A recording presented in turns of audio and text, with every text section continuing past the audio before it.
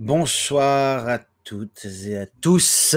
Nous voici à nouveau en direct pour ce troisième stream 66 millions de procureurs. J'espère que vous allez bien, que vous avez passé un bon week-end, une bonne semaine du 14 juillet. Peut-être que vous étiez avec nous d'ailleurs le 14 juillet pour notre quiz spécial Révolution, histoire française un peu, tout ça. Nous, on s'est bien amusé en tout cas, on va probablement le refaire, mais aujourd'hui, c'est pas ça le sujet. Aujourd'hui, c'est la deuxième émission de 66 millions de voilà, la procureur.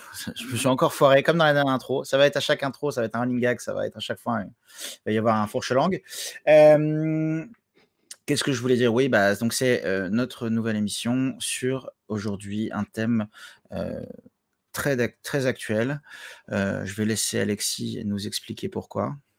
Eh ben, merci DB. Salut tout le monde. Je vois déjà qu'on a quelques personnes sur le chat. Salut Luco DH, Camocato, The Killon, les Noël B. Salut, merci à tous d'être présents. Bah, écoutez, oui, aujourd'hui on va parler de la vaccination. En vérité, on avait choisi ce thème il y a déjà quelques semaines, quand c'était un sujet d'actualité parmi d'autres, mais maintenant c'est devenu le sujet d'actualité. Donc on est très content de pouvoir en parler avec vous. C'est tout à fait pertinent. Pour cette émission, pas de plateau virtuel. Il y a 2 semaines, pour ceux qui étaient présents, et d'ailleurs je vois que certaines personnes dans le chat étaient présentes dans le plateau virtuel, donc je les remercie. Nous avions donc des gens qui étaient là en plateau et qui dirigeaient les débats. Ce soir, c'est vous dans le chat qui allez faire cette émission. C'est vous dans le chat qui allez diriger les débats. Comment? Bah déjà, on va vous demander votre avis via des sondages. Là, je vais peut-être faire une petite parenthèse, demander à IDB, notre magicien de la technique, comment ça va marcher les sondages. Eh ben, ça va être assez simple. On va lancer les sondages qui vont s'afficher sur le stream normalement juste au milieu de l'écran. Je vous laisserai découvrir en direct. Et les options de réponse seront donc numérotées de 1 à 3 ou plus en fonction. Il suffit Écoutez, de voter. Ouais. Il suffit de voter dans le chat avec le bon chiffre. Donc, pareil qu'à la Starac, si tu veux que Jennifer reste la semaine prochaine, tape 1, 2 ou 3. Et nous, on s'occupe de récupérer la réponse, de l'afficher. Et voilà. Et puis, on va en discuter tous ensemble. Et comme ça, on sait ce que vous pensez des différentes choses qu'on pourra aborder. mais on a besoin de vous plus largement. D'ailleurs, salut la petite loutre, salut Fox et salut Captain Rob. On a besoin de vous plus largement parce que nous, en fait, on va, enfin, je sais pas, Maître Benz, comme tel, c'est le hâte, va introduire le thème et les grandes lignes du sujet, mais on compte sur vous pour poser toutes les questions que vous avez, nous donner votre opinion, votre point de vue, débattre entre vous dans le chat, nous apostropher. Bref, n'hésitez pas, cette émission est la vôtre. On veut juste faire les choses de manière un peu différente par rapport à la dernière fois. On est en période de rodage. On vous, d'ailleurs, non, d'ailleurs, avant que j'oublie, restez bien jusqu'à la fin, parce qu'à la fin, donc une fois le débat terminé, on va revenir un peu sur la suite du projet et ce qui vous attend à la rentrée. Il y a quelques surprises. Donc restez bien jusqu'à la fin, suivez-nous sur les réseaux sociaux et sur ce, bah, je ne sais pas comment je dois t'appeler, à toi la parole. Merci à vous deux pour cette présentation déjà. Bonjour à tout le monde, à tous ceux qu'on connaît moins. Bon, tout le monde le sait, le président Macron a, lors de son allocution télévisée le 12 juillet dernier, annoncé un certain nombre de nouvelles mesures qui concernent la vaccination et le fameux pass. Bon, un petit rappel rapidement, mais pour les personnels soignants et non soignants des hôpitaux, cliniques, maisons de retraite, établissements pour personnes en situation de handicap, pour tous les professionnels ou bénévoles qui sont en contact de personnes âgées ou fragiles, y compris à domicile, la vaccination deviendra obligatoire, sous peine de sanctions à partir de septembre. Le pass sanitaire sera quant à lui obligatoire dès ce mercredi pour accéder aux lieux de loisirs et culture. Alors on discutera de ce que ça signifie évidemment. Il sera également obligatoire début août pour entrer dans les cafés, les restaurants, les centres commerciaux, les avions, les trains, les hôpitaux et les EHPAD.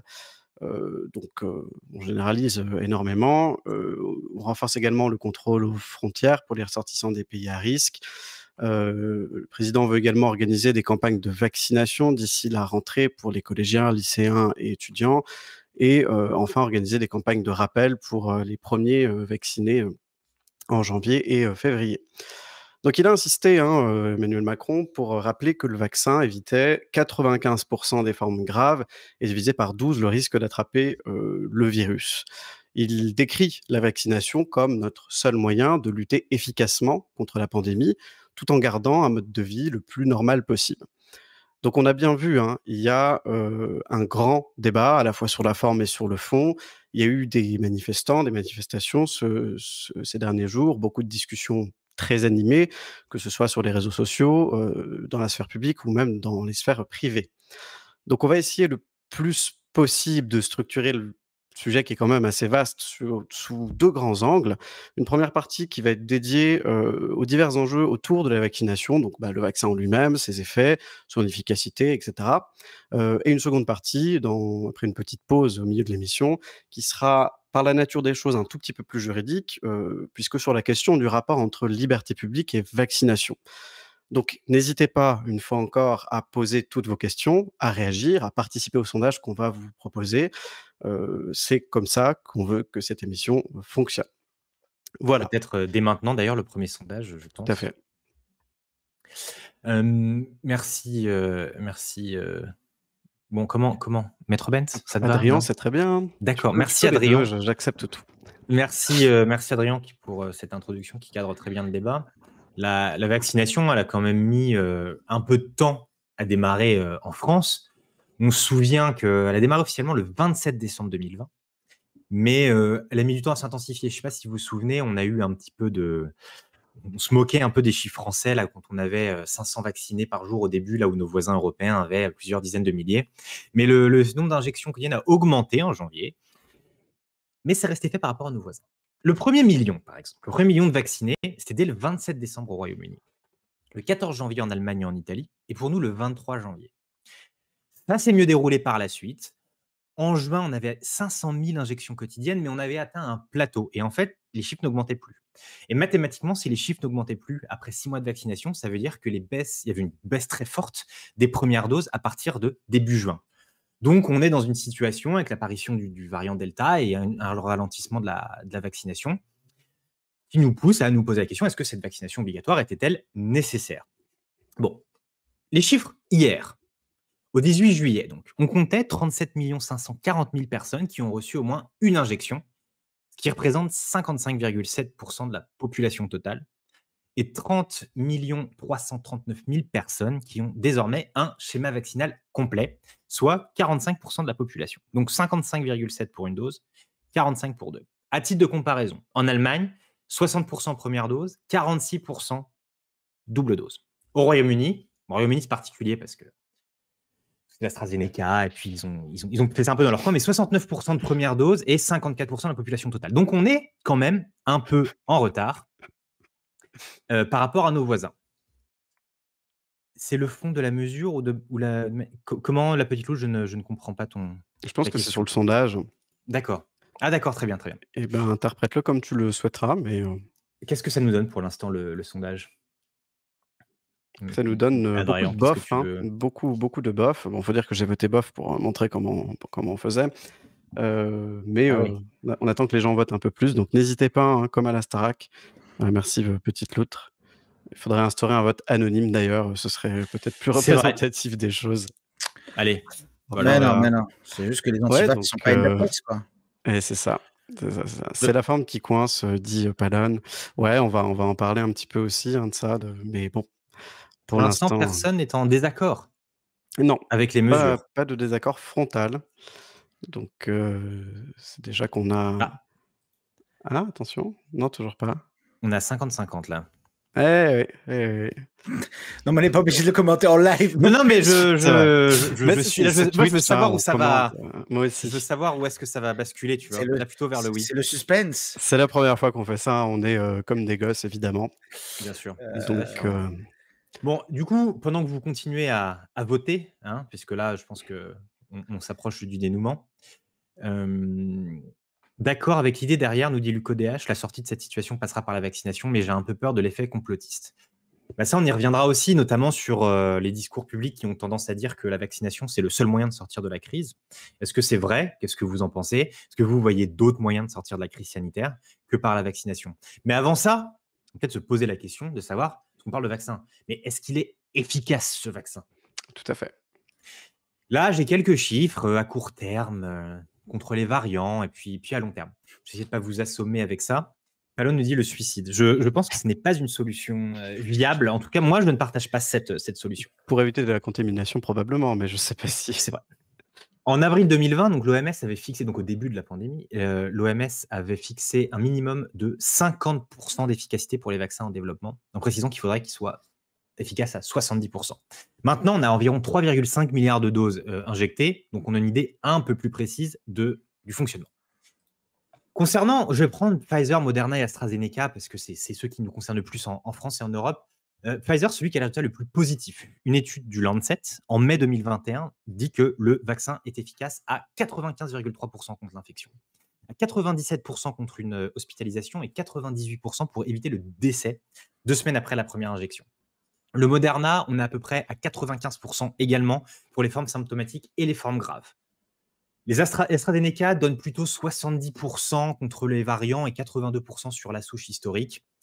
Une étude écossaise indique qu'il réduit de 88% les chances d'hospitalisation. Dans tous les cas, on est largement au-dessus, pour ces 3 vaccins, des 50% d'efficacité que l'OMS avait demandé et même des 70% qu'elle avait recommandé.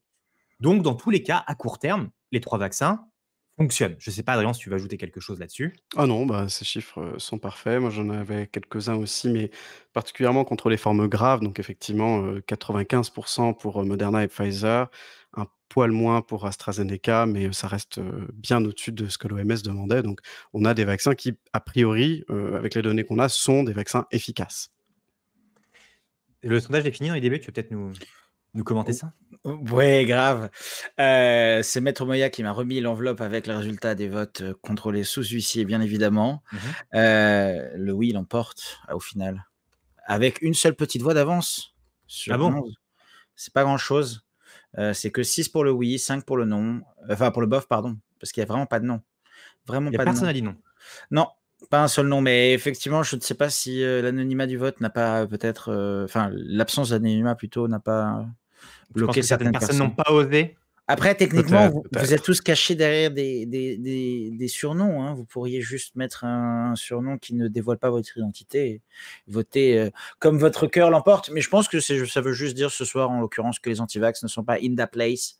Non, Ils, probablement pas. ils sont sûrement en train de manifester à l'extérieur, je pense plutôt. Ça, on en reviendra. Bélich nous demande quelles sont nos sources. Moi, je t'ai envoyé un article du Moi Monde, aussi, j'ai mis cher mon lien Bélich, dans le chat, qui recense n'hésitez pas, hein. toutes les études dont j'ai parlé. Donc, bien sûr, nous sourçons nos travaux chez 66 millions de Alors, procureurs. on fait ce qu'on peut, hein. On n'est pas des spécialistes, ça je l'ai pas dit en Non, on intro, n'est pas mais, des spécialistes. on peut se tromper, donc n'hésitez pas à remettre en cause, ce qu'on dit, à nous proposer d'autres sources éventuellement, et cetera, et cetera.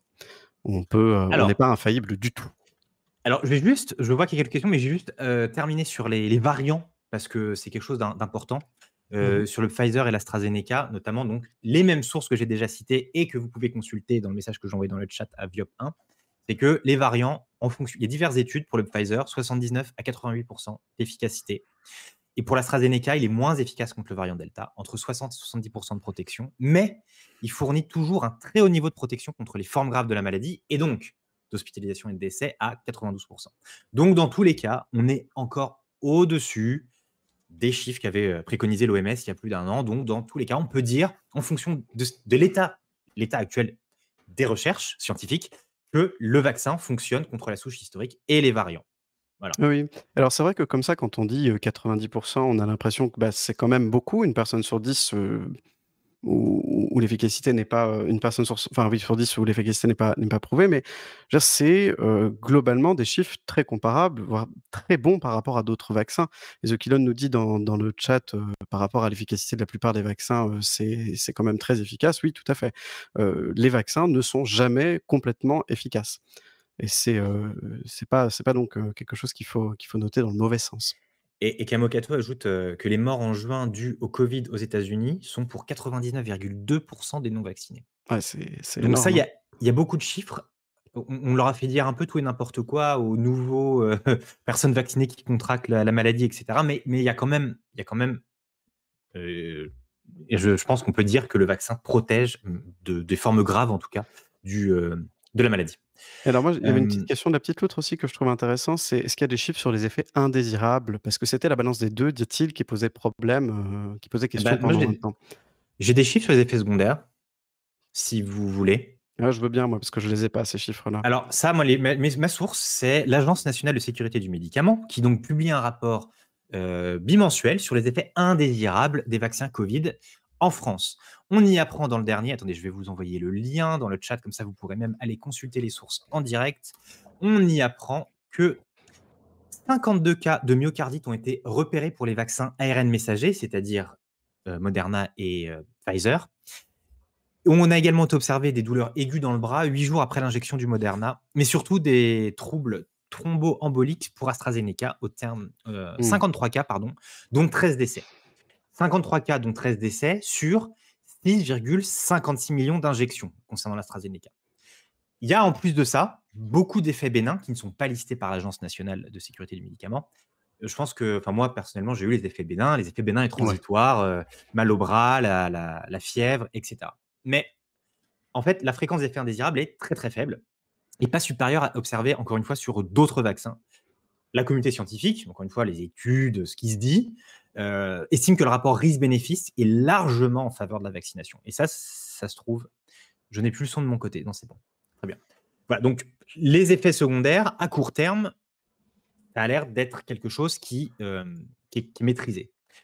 Il y a une question sur les effets à long terme. La question, c'est, a-t-on suffisamment de recul? C'est un vaccin qui est nouveau. On nous a dit l'année dernière qu'il fallait normalement 4 ans pour développer un vaccin. Là, ça a été fait en quelques mois. Et on n'a pas de certitude quant à leur sécurité.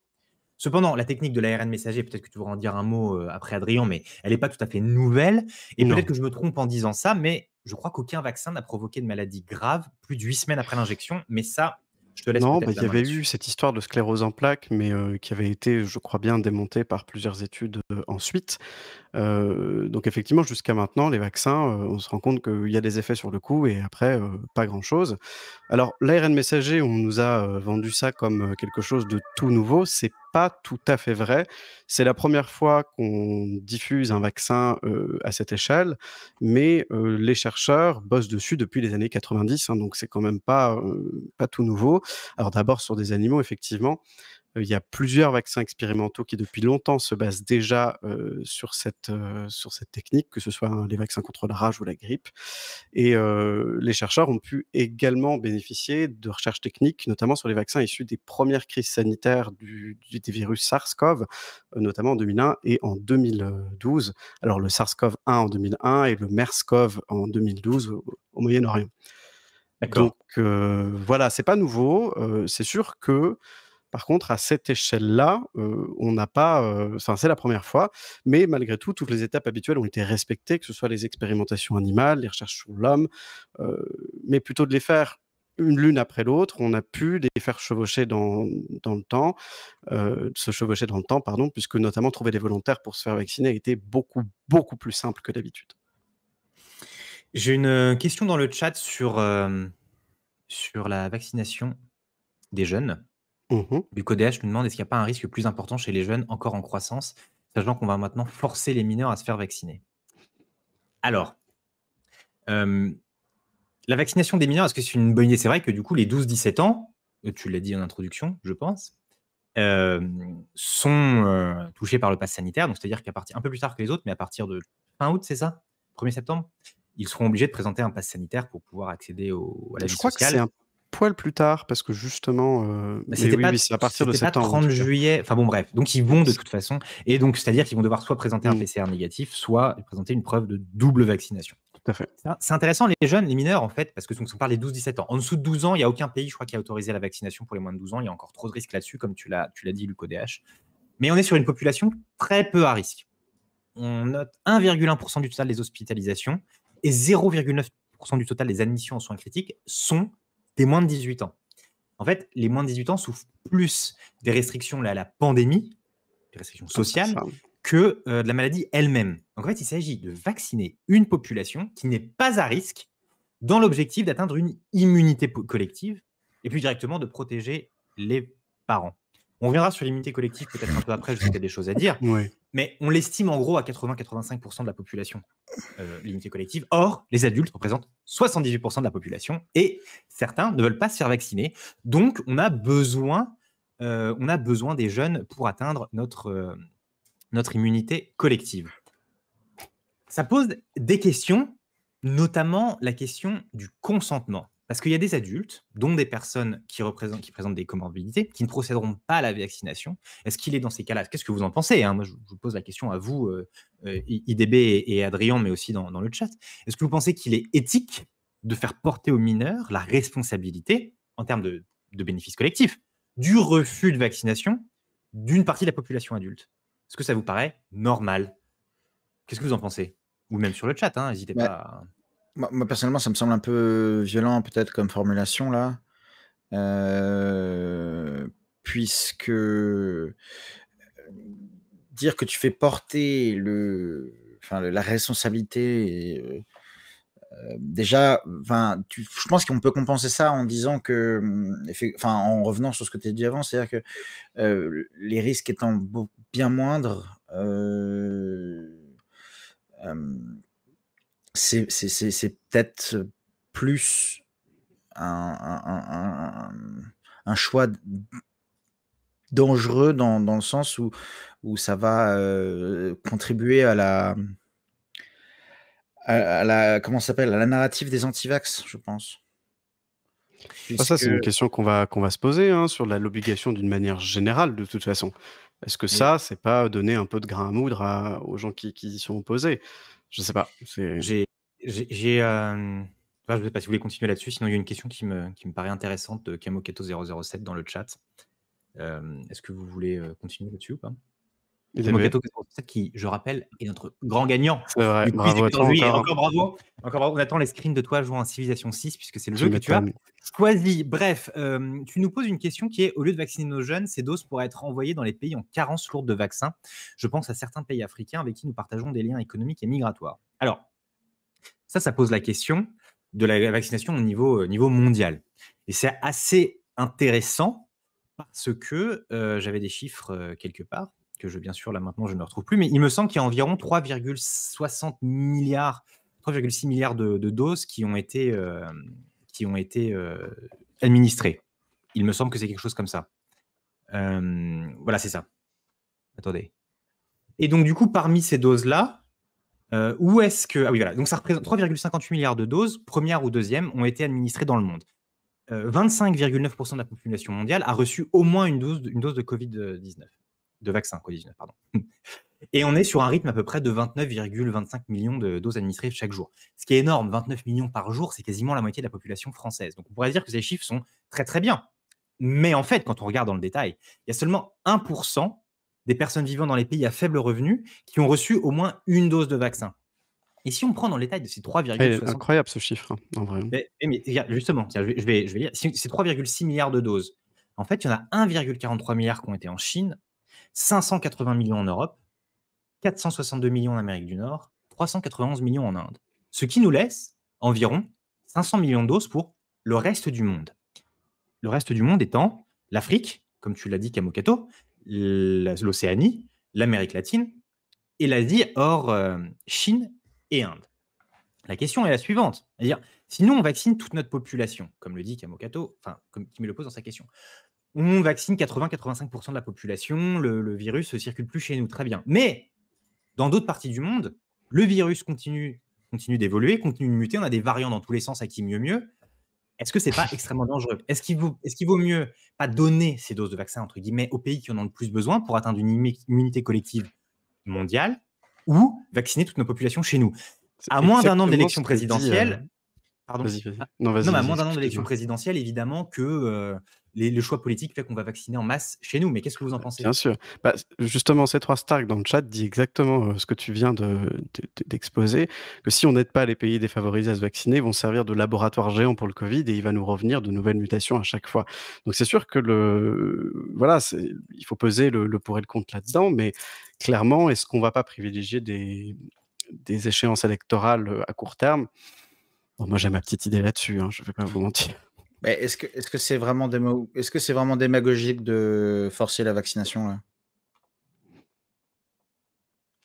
Il y a plein de choses, hein, mais la vaccination des mineurs, en tout cas, qui n'est, comme on l'a dit, pas une population à risque, pas une population non plus sur laquelle on dispose d'énormément de vaccins. Il y a que le Pfizer qu'on autorise, pour les 12-17 ans. Bon, voilà, je sais pas. Je sais pas trop, mais je sais pas. Donnez-moi Non votre mais, avis hein, là-dessus, non j'avoue mais que je suis un peu... moi, j'y vois une continuité de la stratégie sur le Covid qui est d'essayer d'éliminer la maladie le plus vite possible. Enfin, en tout cas, tel qu'il est présenté. Et à partir de là, ils peuvent pas faire marche arrière et décider de tout d'un coup, on va arrêter de vacciner ou autre. Donc forcément, ils vont s'enfoncer dans ces choix-là. Maintenant, encore une fois, enfin, est-ce que une stratégie, enfin, ce qui m'intéresserait de savoir, c'est quel est le degré d'agressivité sur lequel tu peux jouer par rapport à la stratégie, sans partir dans le froissement justement démagogique ou autre, enfin, sans que ça influe directement l'opinion publique de cette stratégie. Mais de toute façon, l'opinion publique, elle est nécessairement influencée par de telles annonces.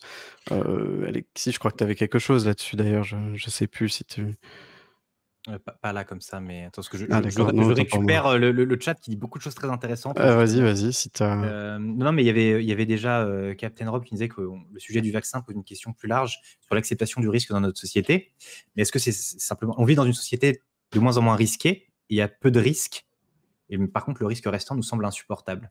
D'accord, mais est-ce que du coup, c'est pas le cas du Covid? Est-ce que si je pousse pas ton raisonnement plus loin, on dirait pourquoi on aurait un vaccin alors que finalement le Covid il tue pas tant que ça par rapport à d'autres maladies? Enfin, Ouais, je mais sais pas. Hein. dans un cas, il y a une démarche qui est proactive, qui est celle d'aller se faire vacciner. Dans l'autre, elle est passive. Elle est peut-être qu'un jour ça va me tomber dessus, mais en attendant, il y a pas de fin, il y a peu de chance. Et c'est vrai qu'il y a peu de chance d'avoir, quand tu es un jeune, d'avoir un Covid difficile avec des séquelles derrière.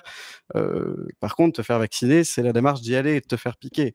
Donc il y a aussi ce biais cognitif-là qui est, je pense, vachement présent dans ce raisonnement-là, quoi. Mais effectivement, hein, si on fait les tableaux, c'est bien plus risqué de pas se faire vacciner. Mais bon, après. Bellish nous dit on a beau donner des vaccins aux pays pauvres, ça ne veut pas dire qu'ils vont atteindre un niveau de vaccination assez haut rapidement. La Bulgarie et la Roumanie sont bloqués à 20% de vaccination depuis plusieurs, j'imagine que c'est semaines, alors qu'ils ont les stocks. Mais ça, comment on l'explique? Peut-être qu'il faudrait qu'ils fassent comme en France et qu'ils obligent à se faire vacciner, non? Tout à fait, un petit pass sanitaire, hop. Il n'y a pas eu d'annonce sur les aides aux pays défavorisés dans le discours du président. Je ne sais pas. Donc, je vois que Captain Rob a dit si. Donc, je t'en prie, Captain Rob, Ouais? le débat est à toi. Oui, non, mais j'ai pas suivi ça. il a parlé d'un des chiffres de doses qui est plusieurs millions. Je crois que dans un premier temps, c'est moins de 10 millions et dans le deuxième, ça dépasse la dizaine. Donc, il va y avoir de la distribution et ça fait partie de la stratégie. En même temps, c'est normal. Hein, je veux dire, on a tellement forcé la production et la distribution en masse que, effectivement, si on a du mal à les utiliser en France, autant s'en servir autrement, je pense. Ok. Il y a beaucoup de sujets qui sont presque évoqués, mais pas entièrement dans le chat. Notamment, qu'est-ce que quelqu'un parlait du développement des vaccins? Il me semble que c'était The Killon, je crois. Voilà. Mais qui dit que oui, ça prend d'habitude 4 ans en plus, mais là, il y a eu l'urgence et évidemment, les labos ont mis 100% de leurs ressources sur les vaccins. Moi, j'ai une question peut-être pour toi, Adrien, ou même IDB, ou tout le monde dans le chat d'ailleurs. Pourquoi on n'a pas de traitement? C'est un argument qu'on entend souvent hein, de la part des personnes anti-vax. Parce qu'on nous dit il y a deux jambes dans la lutte contre une pandémie. En période de crise aiguë, on a un traitement. En période creuse, on a une vaccination. Parce que si on vaccine pendant la période aiguë, donc maintenant, eh ben, on aura tendance à favoriser l'apparition de variants, parce que ça ferait muter le virus. C'est une Moi, j'en vraie sais rien, question mais... que je me suis posée aussi et j'avoue que j'ai pas trouvé grand-chose. Alors, au niveau des traitements, on a longtemps entendu parler, de l'hydroxychloroquine, évidemment. Bon, a priori, c'était un peu de la merde. Je dis bien a priori parce que j'ai pas forcément les compétences scientifiques pour y répondre, mais de ce que j'ai cru comprendre des récentes études, si la prescription d'hydroxychloroquine, c'est pas facile à dire, avait été généralisée, la mortalité des patients aurait significativement augmenté. Donc a priori, ça, c'était pas le traitement magique qu'on a bien voulu nous vendre. Par contre, y en a-t-il d'autres? Est-ce qu'on... Je comprends pas. J'avoue que je sais pas pourquoi on n'en parle pas plus et surtout pourquoi on n'alloue pas plus de moyens à la recherche à ce côté-là, sur ce côté-là. Alors, il doit y avoir une raison, hein, mais je ne l'ai pas. Luc ODH nous parle d'un traitement à base de pastis. Oui, c'était De Villiers, Philippe De Villiers qui a parlé de ça. Incroyable. Oui, voilà, c'est ça qui a parlé de ça. Ah, oui. Et merci pour ta citation. Donc, effectivement, il y a comme une volonté de la part du président, pour juste finir l'autre sujet, le président de la République, d'aider les pays pour qu'on puisse atteindre une immunité au niveau mondial. Mais oui, moi, c'est une vraie question. Hein. Merci beaucoup. sais vraiment oui, pas. Oui, pour le follow. Ah oui, merci beaucoup. Donc si dans le chat, vous avez des éléments de réponse par rapport à la recherche d'un éventuel traitement, où ça en est, est-ce que ça continue? Est-ce qu'il y a eu une incapacité d'ordre biologique qui fait que non, on arrête ça? Enfin, vraiment, je ne sais pas. Non, mais ça me semble juste raisonner avec ce qu'on a dit, c'est que tu traites une maladie, tu inventes des vaccins, tu fais de la recherche médicale dessus, de traitement et dans l'absolu, sur le court terme, de créer des variants pour le Covid, c'est pas envisageable. Enfin, tu vois, c'est pas un risque qu'on veut prendre. Oui, mais justement, c'est en vaccinant qu'on a tendance à forcer, entre guillemets, le virus à muter plutôt qu'en cherchant un traitement. Il y a beaucoup trop de symptômes, ce qui rend compliqué la recherche de traitement, nous dit The Killon. D'accord, oui, c'est possible. Il semble que c'est quelque chose que j'ai entendu. Et Bellish nous a mis un lien. Nous parle de l'ivermectine. Voilà, c'est un médicament controversé. Ce médicament est produit par plusieurs élus très à droite pour lutter contre le Covid, mais son efficacité n'a pas été démontrée à ce stade. Voilà. Tout à fait. Ok. Le temps passe. Moi, j'aimerais te poser peut-être une question, Adrien, sur on a beaucoup parlé d'immunité collective, non? Et qu'est-ce que c'est? Est-ce que la vaccination obligatoire est nécessaire pour atteindre cette immunité? Alors, j'ai plus les chiffres. Est-ce que tu les as, toi? Parce que je les cherche, mais j'avoue que j'ai noté ça quelque part. Ah merde. Non, mais en fait, moi, ce que je peux faire en introduction, c'est l'immunité collective. Donc, comme j'ai dit tout à l'heure, elle est estimée à 80. Tu pourras revenir sur ce que c'est un peu plus tard, mais 80% de personnes vaccinées en France. Mais en fait, ça ne veut pas dire grand-chose parce qu'il y a beaucoup de facteurs qui rentrent en ligne de compte en plus du nombre de personnes vaccinées. Il y a notamment la distribution homogène du vaccin dans la société. Donc, on parlait des jeunes tout à l'heure, mais c'est ça. C'est si on a 80% de la population qui est vaccinée, qui sont les plus de 18 ans, mais les 20% non vaccinés qui sont les moins de 18 ans, le virus il va continuer probablement de circuler dans cette partie de la population. Donc, il faut que ce soit une vaccination homogène. Il y a aussi la question de la durée de l'immunité. On en a parlé, mais c'est plusieurs années, mais on ne sait pas exactement combien de temps. La capacité du vaccin à bloquer la transmission, ça, on n'en a pas beaucoup parlé non plus, parce que c'est non, on n'en a pas parlé, mais c'est très scientifique et très compliqué. Si tu voudras en dire un mot tout à l'heure, je t'en prie, tu sais, bienvenue. Et surtout, l'émergence de nouveaux variants. Donc, tout ça fait que cette immunité collective, c'est un peu. C'est pas simplement, tiens, il y a X millions de personnes qui ont été vaccinées, quoi. Oui, tout à fait. Est-ce que ça t'a permis de. Est-ce que tu as eu le temps de retrouver tes chiffres? Non, je n'ai pas retrouvé exactement les chiffres parce qu'en plus, il y a des formules à la con, etc. Enfin, bon, l'immunité collective, ça a l'air d'être un sujet très, très compliqué. Par contre, pour la question qui me paraît fondamentale pour moi, essayer de comprendre un peu la notion, c'est est-ce que quand on est vacciné, on transmet moins le virus? Et c'est pas clair, hein. C'est oui, a priori, mais avec du conditionnel, quoi. Donc, a priori, dans les tests PCR de gens positifs qui ont été vaccinés, on trouve beaucoup moins d'ARN du virus en question.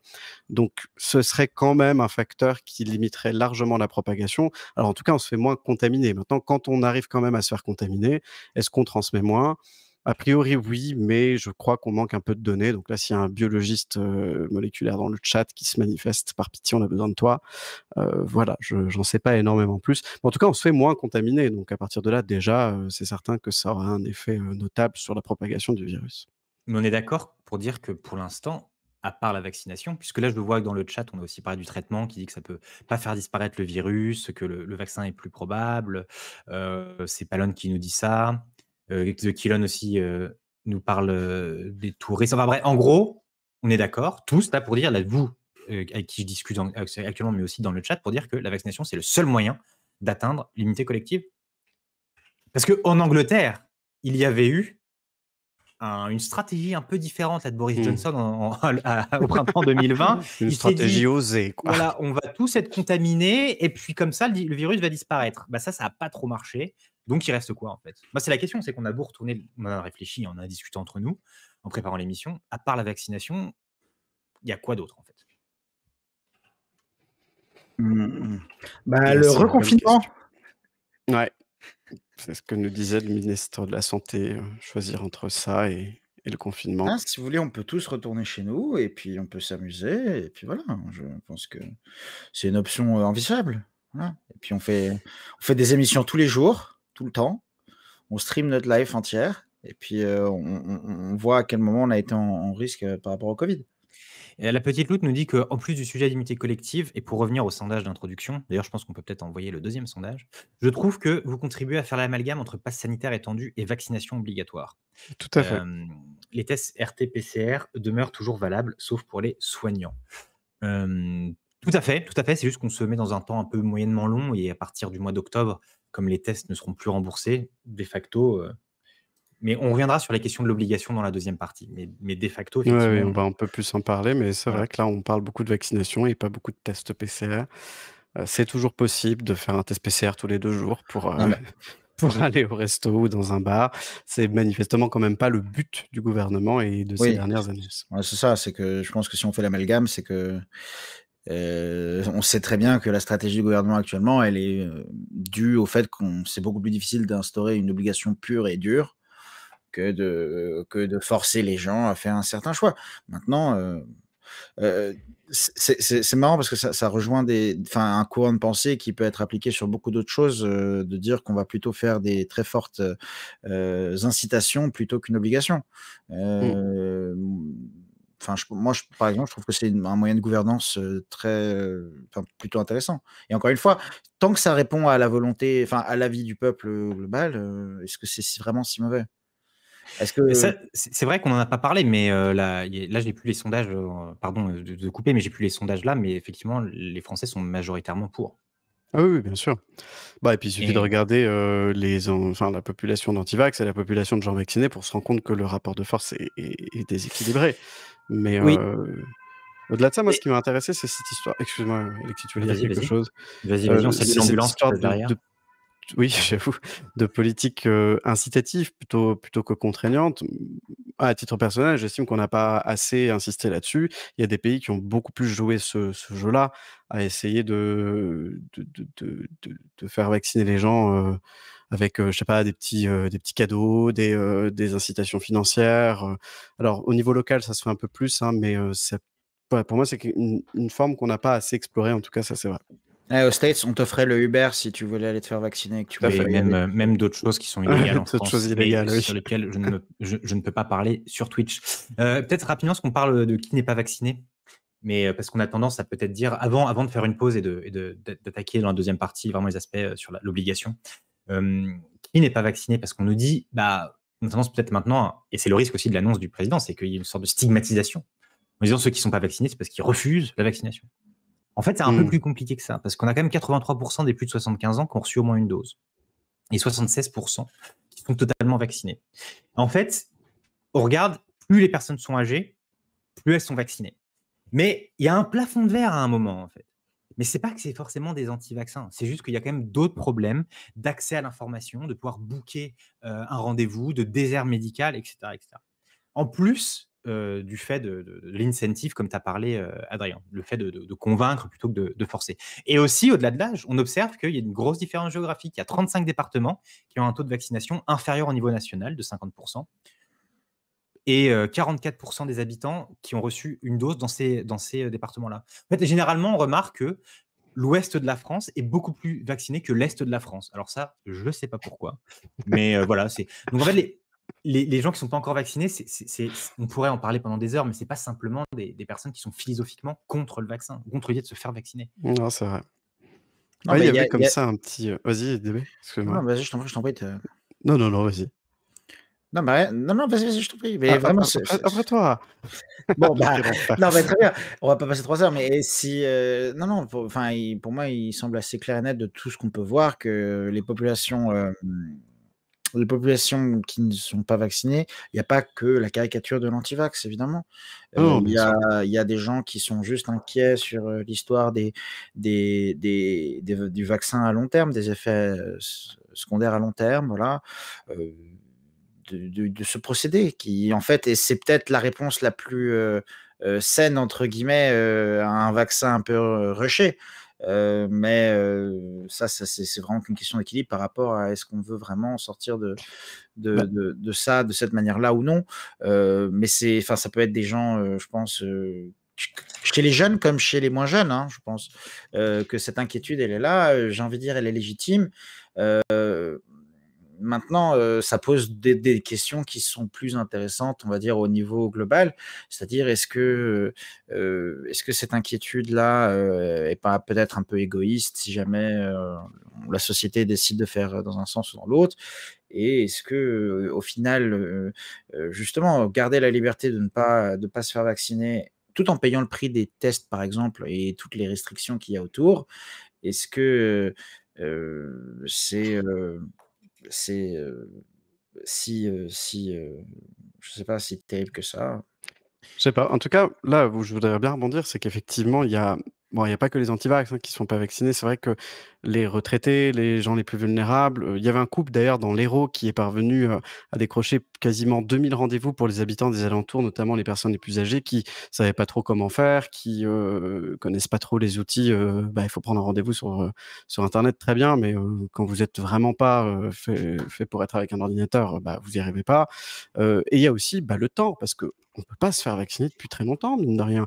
On nous a, dit pendant des mois et des mois que les vaccins, c'était en priorité au public, à risque. Donc c'est un discours qui a, mine de rien, été aussi un peu entendu, un peu intériorisé. Donc on peut se faire vacciner depuis juin. L'été dernier, c'était un peu plus tranquille, le covid, donc je veux dire, je pense qu'il y a beaucoup de gens qui se sont simplement dit: «On va attendre un petit peu, c'est pas très grave, on a encore un peu de temps», et qui là sont un poil, pris, au dépourvu. Oui, oui, Mais c'est vrai que le délai est voilà, court. on va en reparler aussi. Ouais. On va reparler également du passage en Conseil d'État, hein, du projet, La Petite Loutre, ne t'inquiète pas. Ça, c'est prévu dans la deuxième partie. Eh ben, Mais je vous bon, propose qu'on aille, boire un verre d'eau, du coup, on fait une ouais, je petite suis assez pause d'accord. et puis on revient après sur ces questions plus juridiques. Et Et puis ben, pendant ce temps-là, dans le chat, n'hésitez pas d'ailleurs peut-être, IDB, tu peux nous commenter le résultat du sondage et puis on part en pause? Très bien. Et ben, le résultat du sondage, cette fois-ci, c'est le oui retentissant qui sort, comme vous pouvez le voir. Et donc encore une fois, hein, ça ressemble à ce qu'on a dit, c'est-à-dire que la population généralement devrait être d'accord. Je sais pas très bien pourquoi on a laissé le bof au final là-dessus. On avait une raison, mais là, maintenant que je vois qu'il y a que 2, enfin qu'il y a effectivement 2 personnes qui ont répondu bof, je sais pas trop quoi en penser, je sais pas vous. Heu, Bah, bof quoi, enfin je on prend le bof, tu as pas trop OK, d'idées sur laquelle mais voilà. OK. Et le nom, qui est C'est présent trop aussi. tard Captain Rob. ah Trop oui, tard trop pour tard, voter. désolé. Le nom qui nous dit que, il y a si on considère qu'on est sur la même population de sondage que juste avant, ça veut dire qu'il y a des gens qui pensent que le vaccin, devrait être, est la bonne solution, mais qui ne pensent pas qu'on doit forcer les gens. Voilà, donc c'est une tranche encore qui existe. Peut-être qu'il faut l'explorer. Et il y a un vrai débat dans le chat sur les allergies. C'est très intéressant. Ah Je oui, vous mais conseille de le effectivement, lire. ouais, Mais ouais, ouais. mais mais je vous propose qu'on revienne dans 5 minutes, d'accord? À tout de suite. À toutes. Allez, allez. Merci. Rebonjour, nous revoici, pour la suite de notre, discussion/débat. Alors, une deuxième partie qu'on avait dit un peu plus, juridique par la force des choses, puisqu'on va s'intéresser au rapport entre les libertés publiques d'une part et cette obligation, de l'autre. Alors pour rappel, hein, le projet de loi sur, ce fameux pass sanitaire et sur l'obligation vaccinale a été transmis, aujourd'hui même au Conseil d'État, qui a rendu un avis positif, mais soulevé quelques questions dont on reparlera probablement, qui est passé en fin d'après-midi en Conseil des ministres. Il sera normalement déposé demain en commission à l'Assemblée et en séance, dans cette même assemblée, mercredi, puis transmis au Sénat, en fin de semaine en procédure accélérée. C'est-à-dire qu'en gros, il passera qu'une seule fois devant chaque chambre du parlement au lieu de plusieurs fois si jamais désaccord il y avait.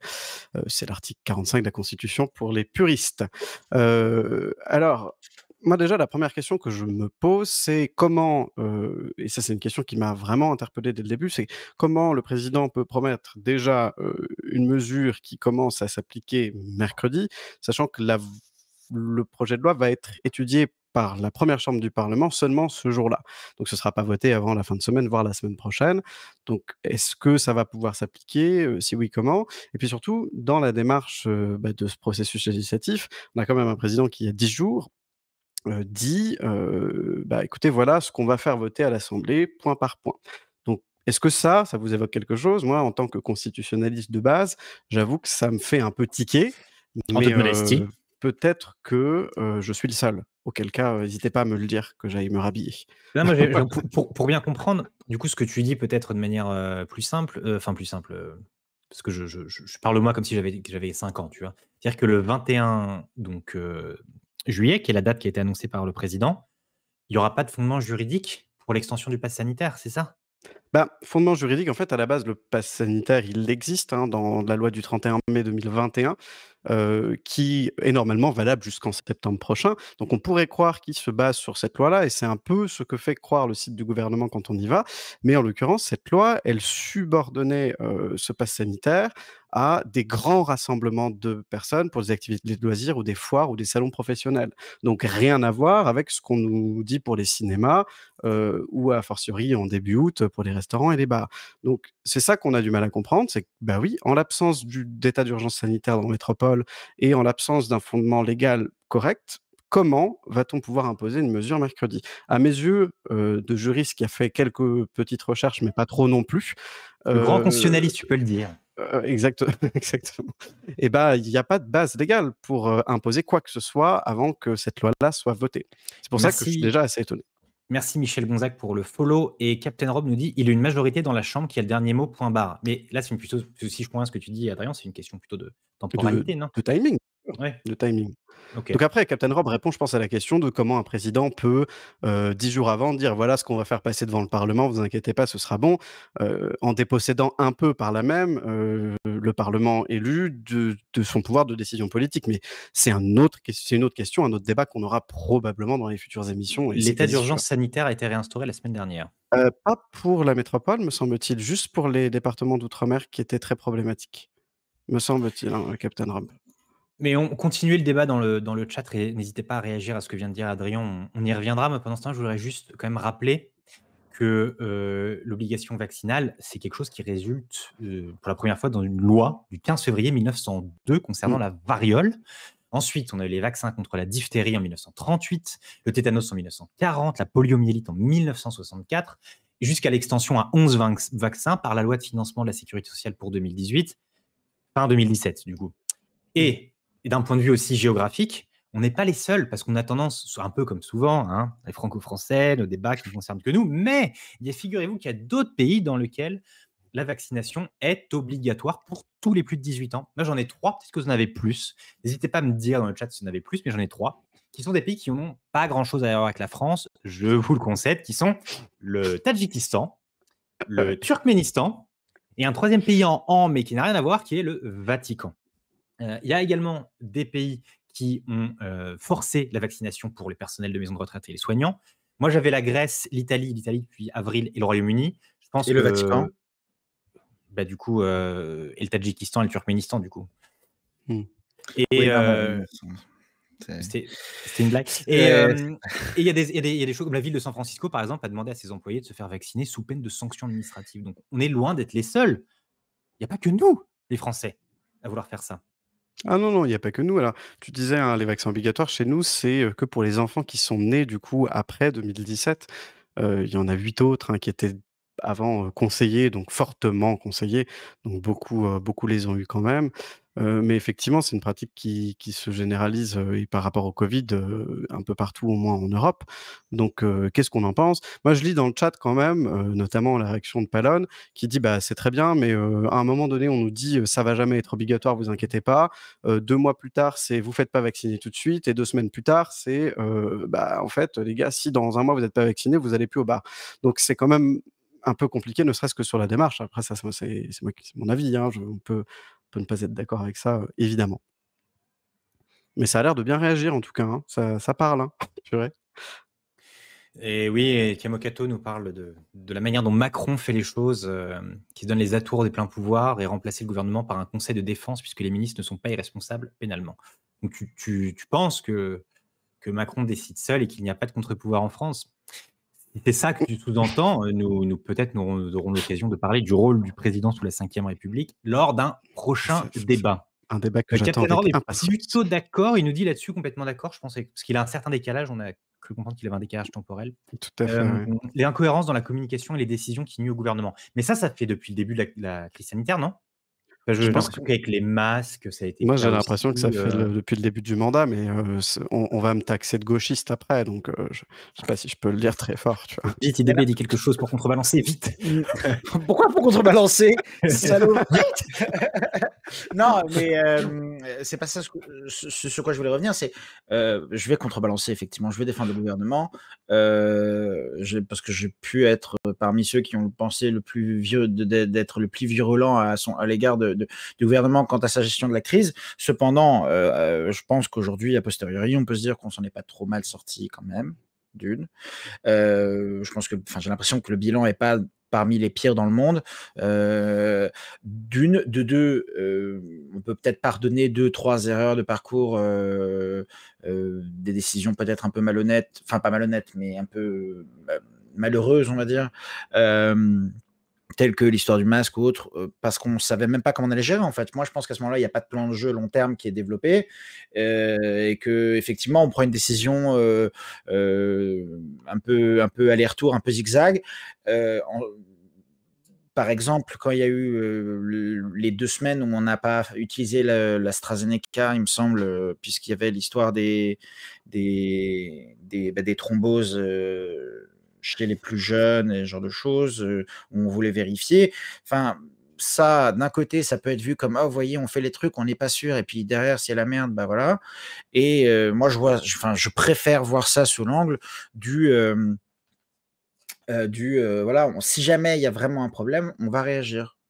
Mais Après, moi, je comprends cet argument de dire, avant tout, c'est une politique de réaction à une crise, donc c'est bien compliqué au début de leur en vouloir parce qu'il y a quelques incohérences ou quelques petites choses qu'on ne sait pas encore faire. Cet argumentaire-là, je veux vraiment que le garder pour le début de la crise. Maintenant, les décisions Ça fait sont longtemps. Ça fait longtemps quand même qu'on est dedans. Oui, mais... Kamokato insiste encore, il dit voilà, la place que tient un conseil de défense dans une crise si longue pose même une question constitutionnelle. Moi, je suis assez d'accord avec ça. Hein.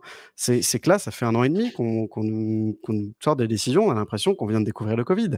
Alors, bon, là, je m'engage peut-être un peu trop, hein, mais c'est. Mais Kamokato a précisé ce qu'il avait dit plus tôt, parce que j'avais pris qu'une partie de sa phrase. Il a parlé de la tour. Et donc, merci pour la précision. Après le sang contaminé, le fiasco H1N1, les ministres composent aussi très bien avec ses conseils. Le fiasco H1N1. Roselyne Bachelot qui était déjà là, et la vache folle. Qu'on ferait pas un petit sondage? Son sondage, est-ce que c'est Roselyne Bachelot qui porte la poisse? On ferait pas un petit sondage, justement, parce que là, on voit bien que le sujet de la réponse du gouvernement, au-delà simplement de la question de la vaccination obligatoire, vous fait réagir.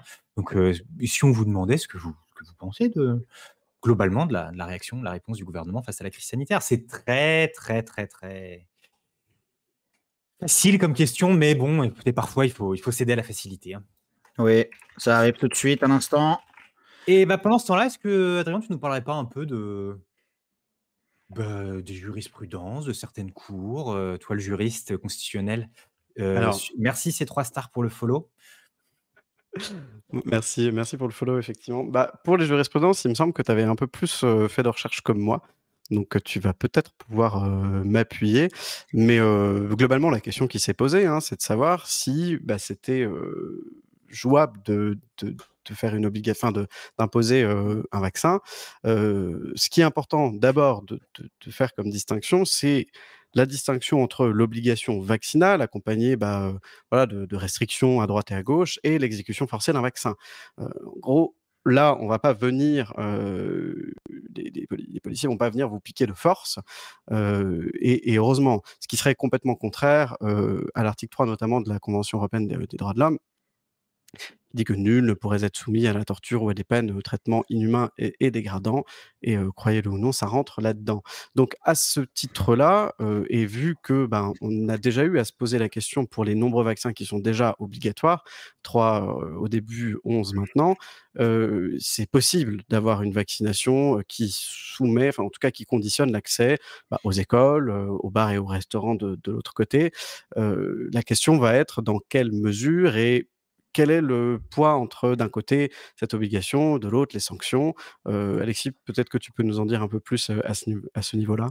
Mais je vois que le chat est quand même assez majoritairement enfin, pense que la gestion de la crise par le gouvernement Attends, était j'ai pas satisfaisante. voté. Mais tu votes pas. Alors oui, alors je tiens à dire, parce qu'on m'a fait part en off en me disant, oui, ils votent dans le chat, je les ai bien vus. Mais pourquoi on n'aurait pas le droit de voter dans le chat? On Alors, je discute, pose la non? question à la personne qui saura très bien se reconnaître. Je vais pas entrer dans les détails, mais en gros, ce qu'on pourrait appeler les 3 instances suprêmes, qui sont le Conseil d'État, le Conseil constitutionnel et la Cour européenne des droits de l'homme, ont eu à se prononcer une ou plusieurs fois d'ailleurs sur la question de la vaccination obligatoire. Pas dans le cas du Covid, dans un autre cas. Et dans les 3 cas, il n'y avait pas de souci majeur par rapport à la vaccination obligatoire. En gros, et là, désolé pour les juristes, hein, mais bon, parce qu'il est déjà un peu tard et que je ne veux pas rentrer clairement dans les lectures de jurisprudence, que surtout la CEDH, les trucs de 30 pages, c'est insupportable. Mais en gros, le juge dit plus ou moins à chaque fois qu'il faut regarder si les mesures prises sont proportionnelles avec l'objectif recherché, en gros.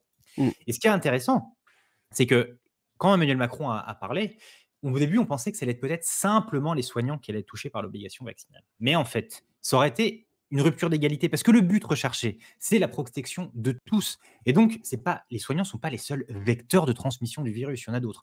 Donc là, le gouvernement, moi, je sais qu'Adrien, tu n'es pas forcément d'accord avec ça. Et pour moi, Non, je dis simplement que ça pose débat. La loi, normalement, ne fait pas une rupture d'égalité, en tout cas ne stigmatise pas juridiquement une partie de la population, même si dans les faits et politiquement, je sais que des soignants se sentent stigmatisés. Mais normalement, si jamais le Conseil constitutionnel, le Conseil d'État ou juste même plus loin, la Cour européenne des droits de l'homme est saisie, on peut penser, alors je m'avance beaucoup en disant ça, hein, mais je donne mon avis, je ne devrais pas le faire, mais on peut penser que la vaccination obligatoire telle qu'elle existe pour l'instant ne serait pas contraire aux textes en vigueur, notamment la Constitution et la Convention européenne des droits de l'homme. Voilà, sur ce point-là. C'est plutôt sur la forme que je tiquerai. Alors attendez, qu'est-ce qui se passe? Il y a eu beaucoup de choses dans le chat. Il y a des choses. Où en est le sondage là? Le sondage est sur le point d'être clôturé. Captain Rob nous dit qu'il aurait bien aimé avoir un buff pour le coup. Oui, je suis assez d'accord. Mais un buff, ça équivaut à un nom, hein, je pense. Ouais. On peut voir ça comme ça. Et puis, il y a un globalement, c'est vrai. Donc, le globalement. Ouais. Globalement, oui, globalement, non. Tout à fait. Ah, super, génial. Donc, en fait, toutes les réponses sont des buffs, du coup, si elles globalement, c'est ça? Toutes les réponses sont des buffs, peut-être, je ne sais pas. Non, mais juste pour étendre sur l'idée de juriste, pas juriste, et voilà. Pour moi, l'idée le débat sur la vaccination obligatoire pour l'individu, il doit retourner à une chose qui est comment est-ce qu'on veut construire notre République, en fait. L'idée, c'est que la République doit être une société vertueuse pour fabriquer des individus vertueux. Maintenant, est-ce que si les individus choisissent de ne pas être vertueux au jour le jour, est-ce qu'on peut vraiment fabriquer une société vertueuse? Juste pour préciser, parce qu'il y a une question dans le chat de Kamokato qui revient sur... Non, mais... Le débat appartient au chat, on l'a dit. Donc, oui, tu as raison, Kamokato parle de la proportionnalité par rapport à quoi? À la crise économique provoquée par le Covid ou la mortalité du virus, par rapport à la jurisprudence. Et là, c'est un point qui est effectivement intéressant, parce que c'est vrai que jusque-là, les obligations vaccinales, jusque-là, portaient sur des virus qui étaient très bien connus. Le Covid, effectivement, c'est un peu moins connu, mais le débat ne doit pas tourner autour de est-ce que le Covid, c'est grave ou pas. En fait, c'est juste que ça touche suffisamment la société, l'organisation de la société, pour qu'on puisse penser que l'obligation est justifiée. Mais encore une fois, c'est une obligation réglementaire. Enfin, comme tu le disais, c'est simplement c'est des obligations qui sont de nature administrative ou pénale. Je veux dire, si vous ne respectez pas le fait de l'obligation vaccinale, vous allez avoir une amende ou une interdiction d'accéder à tel ou tel endroit, mais ça vous... Dans les faits, si vous ne voulez pas vous faire vacciner, vous ne vous faites pas vacciner. Je sais que, bon, mais juridiquement, c'est comme ça. Ouais, mais là, la façon dont tu l'as présenté, pose quand même l'idée que ne prend pas en compte, l'idée que ça devient un luxe, en fait, quand même, de faire ça. Je veux dire, non seulement tu te prives de certaines choses, mais à terme, ça va devenir un luxe, surtout, de payer les tests, de faire gaffe, de toujours porter le masque, et ainsi de suite. Et surtout, tout est fait pour que ce soit impossible, en réalité. Donc, oui. En tout cas, tellement difficile que ça en devient beaucoup plus contraignant que toutes les autres alternatives. Oui, surtout que, en fait, pour revenir sur ce que tu as dit un peu plus tôt, est-ce que ça touche suffisamment le fonctionnement de la société? Enfin, je ne sais pas si ça doit être le bon enfin, si ça doit vraiment être ça l'indicateur clé pour décider dans un sens ou dans l'autre. Hein. Après, il faut voir aussi, voilà, si on est pragmatique, si on est vraiment des rationnels à la limite du cynisme, est-ce que finalement, c'est pas la manière la plus efficace qu'on a de procéder aujourd'hui si on veut rapidement en terminer? Est-ce que, voilà, parce que moi j'ai beaucoup entendu, bah oui, mais ça risque de braquer les gens si on rend tout ça obligatoire, parce que c'est pas l'inverse qu'on constate aujourd'hui. Il n'y a jamais eu autant de demandes de vaccination. Donc voilà, c'est une question aussi qui mérite d'être posée. Là, je me fais un peu l'avocat du diable, hein, mais je sais pas. Mais attends, moi, le sondage est fini là. Oui. Et j'ai quand même quelque chose à souligner, c'est que dans le chat, les messages, je pense par exemple, message de Kamokato qui nous dit que sur la forme mythique par rapport à ce que fait le gouvernement, la confiance affichée à chaque décision contredite 2 semaines plus tard, l'infantilisation des citoyens patients, que dans le vocabulaire, mamie, papy. Et je vois également, je retrouve un message de Sonel Matine qui nous dit on est surtout sur une idée d'avance à l'aveugle d'un gouvernement qui ne met une idée, pardon. C'est vrai qu'on n'a pas la représentation du chat dans les sondages. Hein. Bah oui, le sondage nous dit que vous êtes plutôt content, mais par contre, dans le chat, on a plutôt l'impression que vous êtes mécontent. Donc, les contents, manifestez-vous. Hein, n'hésitez pas à dire. Voilà. C'est une question de minorité vocale. Monsieur Macron aurait pu être épidémiologiste d'après son gouvernement. Ça fait partie aussi de la narrative qui était développée pendant la crise, qui était assez... Je tiens quand même à dire, par rapport à ce que dit Sonel Matine, que je suis d'accord avec lui au début, encore une fois. Hein, je pense que je suis d'accord avec lui qu'on avançait à l'aveugle, mais qu'aujourd'hui on n'avance plus à l'aveugle. On a un plan clair et net, et que ce plan est basé sur des choses qui ont été, sur lesquelles on a du recul.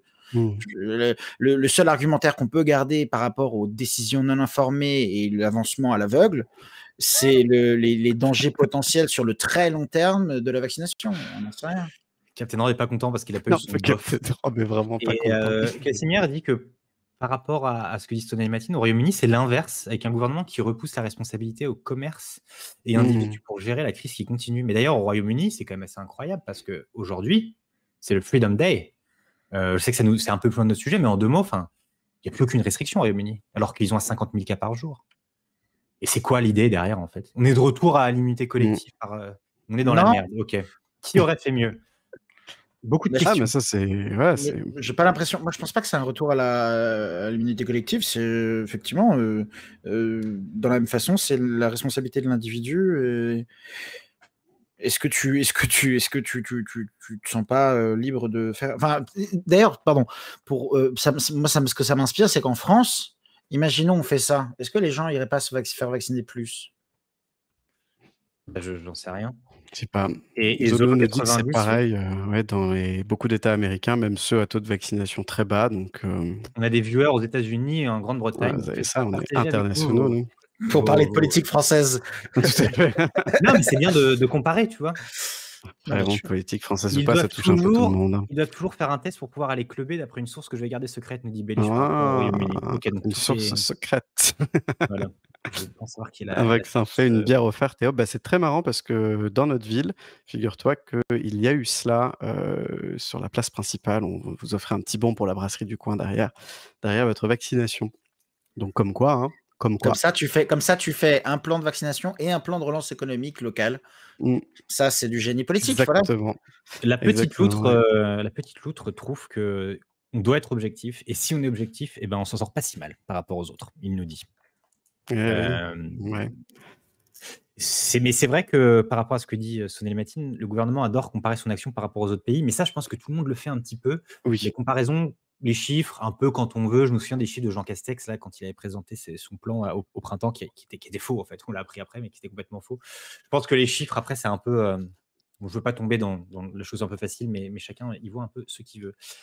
Nous attendons beaucoup de l'État, plus que dans les pays protestants type Royaume-Uni. Je suis le premier à critiquer notre infantilisation, mais force est de constater que le nombre de rendez-vous de Doctolib a explosé quand Macron a commencé à jouer les pères fouettards. Ça, c'est un peu, hein. Vraiment. On a eu 2 ou 3 millions de vaccinations en 2 jours, alors qu'on était plutôt sur... j'ai dit, les moyennes en juin, c'était 500 000, et ça baissait. Et là, après l'intervention de Macron, 2-3 millions par jour sur la semaine. C'est incroyable, ça, quand même. Donc, encore une fois, d'un point de vue un peu terre à terre, ça marche, quoi. Mais c'est pas dans l'absolu, ça c'est que dû au délai très court qui avait été indiqué, je pense. Oui, oui, oui, voilà, les Oui, gens se sont rués parce que... oui, effectivement, c'est joué au père fouettard, mais peut-être qu'il n'avait pas besoin d'être aussi agressif. Maintenant, ça a marché, donc très bien, hein, félicitations.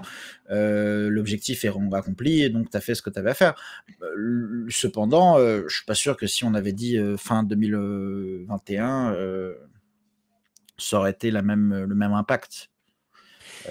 Mais est-ce que c'est pas, on peut pas voir de manière positive en disant, ça montre aussi qu'en fait les Français, enfin positive ou pas, hein, mais ils sont pas anti-vaccins, c'est juste qu'en fait ils l'avaient pas fait pour plein de raisons. Et que là ils se sont dit bon allez maintenant c'est le temps de le faire. J'avais vu Bah, une question de quelqu'un dans le chat qui disait avant qu'il connaît quelqu'un qui attend un vaccin français pour le faire par exemple. Donc j'imagine qu'il y a Oui, plein de raisons comme ça. incroyable. Il doit y avoir plein de raisons comme ça qui sont pas forcément contre la vaccination, mais simplement d'attendre quelque chose, d'attendre de ouais, voir. mais Attendre un peu qu'est-ce que, aussi pour voir, quoi. enfin, qu'est-ce que ça dit des raisons si il suffit pour balayer ta peur que tes vacances soient.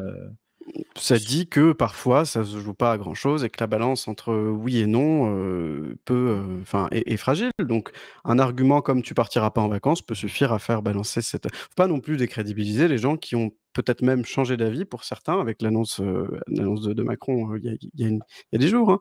C'est juste que peut-être que voilà c'était ce qu'il fallait en plus, le petit plus qui fait peser la balance de l'autre côté. Sans relire le message de Captain Rob parce que. Mais en fait, ça pose la question parce qu'on a eu des manifestations ce week-end assez fortes, tu l'as rappelé. Et on a vu des choses quand même un peu bizarres dans cette manifestation. Est-ce qu'il y a une radicalisation, une partie de la population qui refuse ça du coup? Parce qu'on a d'un côté ceux qui se sont dit bon ok c'est bon maintenant j'y vais, et de l'autre côté ceux qui se sont dit mais non mais s'ils m'obligent du coup j'irai jamais. Et on a vu des choses quand même absolument horribles. Ça, je sais qu'on n'est pas censé prendre position nous, mais on n'arrête pas de le faire depuis tout à l'heure. Donc voilà, mais comparer la vaccination obligatoire à l'apartheid ou à l'étoile jaune des Juifs, c'est quand même quelque chose, ça dépasse absolument. Alors, on a eu tout, hein, les camps de bornes. concentration, les croix gammées, on a eu le droit voilà, toute la thématique point Godwin. Donc oui, qu'est-ce que ça dit de cette tranche-là de la population? Je sais Mélenchon a pas, même mais... pris la parole, non, pour dire éviter de faire des parallèles avec la Shoah quand même. Oui, Mélenchon, on ne vit pas une deuxième Shoah, c'est ça qu'il dit, je crois. Mélenchon, il est contre l'obligation de vacciner, contre le pass sanitaire, mais pas contre le vaccin. Il a simplement dénoncé l'autoritarisme de Jupiter, mais il a dit d'éviter aussi de se ridiculiser, je crois qu'il utilisait comme terme, en faisant ce genre de parallèle. Oui. Non, pardon, je dis juste, Michel Gonzague dit 100 000 personnes contre 5 millions de rendez-vous pris. Il ne faut pas focaliser toute l'attention sur eux. C'est vrai que c'est une minorité très visible en réalité. Donc, oui, mais dans un débat qui parle de morale et de principe par rapport à l'obligation vaccinale, tu es obligé de considérer le fait que même s'il y a 0,1% de la population qui refuse catégoriquement, tu es obligé de les considérer parce que c'est une question de principe. Moi, je pense que ça résonne plus avec comment est-ce qu'on fait fonctionner notre République que est-ce qu'on va pouvoir aller en boîte à la fin de l'année. Hein. Mais est-ce qu'il n'y a pas un risque peut-être d'amalgame aujourd'hui, comme le débat est très polarisé? Zolo disait il y a une radicalisation dans tous les pays. Je pense que le niveau de désinformation sans précédent, c'est vrai. Par aux autres virus, j'imagine que surtout aux États-Unis, c'est quelque chose qui est fort. Mais est-ce qu'aujourd'hui, on n'est pas, quand on dit, je suis d'accord avec ce qu'a dit Macron, il faut vacciner tout le monde, est-ce que du coup, ça veut dire qu'on roule pour Macron? Et est-ce que si on dit, moi, je suis contre le pass sanitaire, est-ce que ça veut dire que je suis avec Francis Lalanne et que je considère que c'est une étoile jaune? Est-ce qu'on peut avoir un débat qui soit pas hystérique comme ça aussi, tu vois? Bah ouais, c'est vrai que c'est une question compliquée, hein, ce truc-là. Mais c'est polarisé à l'extrême et on n'est pas foutu de vraiment faire la part des choses. Enfin, voilà, on voit tellement d'infos de tous les côtés. Si vous êtes un peu sur Facebook, vous voyez les deux extrêmes tout de suite, c'est ce qui ressort le plus. Moi, je relève quand même, hein, Just Gold dans le chat, bonjour à toi d'ailleurs, qui nous dit qu'au contraire, l'annonce de Macron lui a complètement fait perdre toute envie de se faire vacciner. Ouais, donc, il y a eu cet effet-là aussi, manifestement, chez certaines personnes. Mais j'aimerais comprendre pourquoi. Si ça te dérange pas, Just Gold, je comprends que ce soit. Ouais, j'aimerais bien que tu nous expliques aussi. Après, je pense pouvoir quand même un peu comprendre. C'est vrai que voilà, tant qu'on nous responsabilise et qu'on nous dit, vas-y, à partir du moment où ça devient une obligation, je peux comprendre cette espèce de méfiance ou de défiance vis-à-vis de cette action-là, quoi. Après, on peut tout à fait être pour le vaccin, mais contre le pass sanitaire, nous dit Sonné les Matines, et c'est vrai. D'ailleurs, est-ce qu'on mais tu fais quoi alors? Est-ce qu'on parle pas un peu de la protection des données? Ah, on peut. Hein? Juste, je relève un Vas-y. dernier il y a trop, hein, vous parlez trop, mais c'est génial, Non, mais merci à merci vous, à hein. vous. Non, Ouais, ouais. on se rend. Sonel et Mathilde toujours qui nous dit: «C'est incroyable le pognon que met le gouvernement dans la com qui n'est pas foutu de lancer des campagnes d'information et de débunkage sur les vaccins». Alors ça, moi, c'est un truc qui m'a particulièrement aussi, choqué, je dois dire. C'est que pour avoir du débunkage, il faut aller voir, des youtubeurs, des médias, privés et ça, c'est vrai que je comprends pas que le gouvernement s'y soit pas, attelé un peu plus, Parce que avant. le budget softcom est déjà passé à la trappe, Adrien, voyons. Oui, oui, non, mais Hein, il probablement, faut les mais faire, les bon, vidéos YouTube avec McFly et c'est vrai, Carlito. c'est vrai, Oh là là là là. c'est vrai qu'on préfère McFly et Carlito, Bah mais oui, bon, Kamogado, il l'exagération marketing des défilés anti-vax est proportionnelle au mépris qu'on oppose à ces gens. Ça, c'est aussi c'est quelque vrai chose qui est assez aussi. vrai. Et Ouais, j'ai ouais. répondu comme les gilets jaunes en dessous. C'est vrai Cependant, je qu'on dois bien avouer que c'est trouve ça. compliqué de discuter avec des anti-vax, hein. Franchement, non si mais vous avez déjà essayé, vous le savez, hein. Donc mais ça, je trouve ça extrêmement compréhensible parce que enfin, j'ai parlé avec je connais des gens, que je ne pensais pas du tout, anti-vax et qui m'expliquent clairement pourquoi ça leur pose problème. Mais sans au-delà même de leurs arguments qui ont déjà été évoqués dans le stream et plus tôt, ce qui m'a marqué et ce qui du coup me fait comprendre la réaction, enfin, des anti-vax et leur virulence, c'est tu te retrouves à être enfin, on te dit clairement: «Tu vas être obligé de faire quelque chose». Oui, dans le Mmh. principe, c'est pas le cas, mais clairement, le gouvernement va t'obliger à faire quelque chose que tu n'as pas envie de faire. Enfin, je veux dire, moi, ça me ferait quand même sacrément chier si je venais à être contre ça, personnellement, tu vois? Donc, enfin, de là, j'irai pas à m'expliquer que je me fais traiter comme les juifs ont pu être la rafle du Veldiv, mais que tu as envie de manifester, de dire bon, on commence un peu à se foutre de notre gueule, c'est quand même, enfin, je suis d'accord, quoi. Enfin, et mine de rien, enfin, est-ce que c'est si grave de vouloir manifester contre ça quand on manifeste contre la loi travail, quand on manifeste contre la réforme de retraite, quand on manifeste contre. Enfin, je veux dire,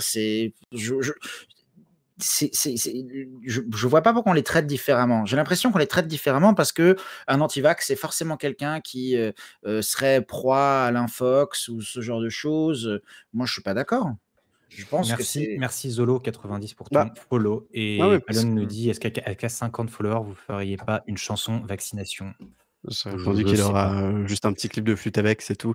Il Non, faut mais être sponsor par l'Élysée pour faire des trucs je comme sais ça, pas hein, parce que encore une c'est quand fois. même les mêmes sphères, parce que qu'on soit contre l'obligation de se faire vacciner, je peux l'entendre. Qu'on soit, vraiment pour une liberté individuelle, de choisir à ce niveau-là ou enfin, à la limite, je suis pas d'accord avec ça, mais je peux entendre l'argumentaire qu'il y a derrière.